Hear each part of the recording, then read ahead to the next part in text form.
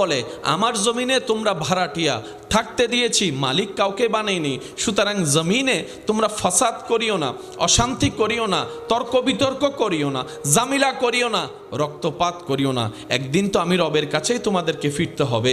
নবী বলে উম্মতরে যেভাবে পারো অন্যকে ভালো রেখে নিজে ভালো থাকো, হাজার ব্যস্ততার ভিতরে তোমার রিজিক দাতার দরবারে সিজদা দেওয়ার সময় বের করো।